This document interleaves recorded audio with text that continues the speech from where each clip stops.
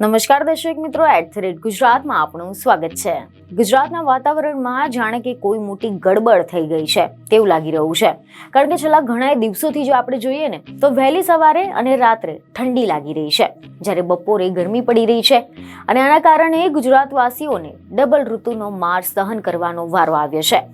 અને આવામાં વળી હવામાન વિભાગ દ્વારા હજી થોડા દિવસો પહેલા જ ફેબ્રુઆરી મહિનામાં ગુજરાતના કેટલાક વિસ્તારોમાં વરસાદ થવાની પણ આગાહી કરવામાં આવી હતી, પરંતુ હવે સમાચાર એવા મળી રહ્યા છે કે હવામાન વિભાગ દ્વારા વરસાદની સિસ્ટમ નબળી પડતા શિયાળામાં માવઠાની આફત ટળી હોવાનું જણાવ્યું છે અને આના કારણે ધરતીપુત્રોના જીવમાં જીવ આવ્યો છે। હવે જો આપણે આના વિશે ડિટેલમાં વાત કરીએ તો મીડિયા રિપોર્ટ અનુસાર એવી માહિતી મળી રહી છે કે હવામાન વિભાગ દ્વારા એવી જાણકારી આપવામાં આવી છે કે અત્યારે સંભવિત આવનારી સિસ્ટમ નબળી પડી રહી છે, જેના કારણે આગામી 2 અને 3 ફેબ્રુઆરીએ માવઠાની જે આગાહી કરવામાં આવી હતી તે વેસ્ટર્ન ડિસ્ટર્બન્સના કારણે સંઘ પ્રદેશમાં માવઠું થઈ શકે તેવી આગાહી કરવામાં આવી હતી, જેમાં પણ ખાસ કરીને અમરેલી, ભાવનગર, નવસારી, વલસાડ, દમણ, દાદરા નગર હવેલીમાં માવઠાની સંભાવનાઓ હતી અને આની સાથે સાથે 3 ફેબ્રુઆરીએ મહીસાગર, અરવલ્લી, અમરેલી, ભાવનગર અને દાહોદમાં વરસાદની આગાહી કરવામાં આવી હતી, પરંતુ હવે આ બધી સંભાવનાઓ ઓછી થઈ ગઈ છે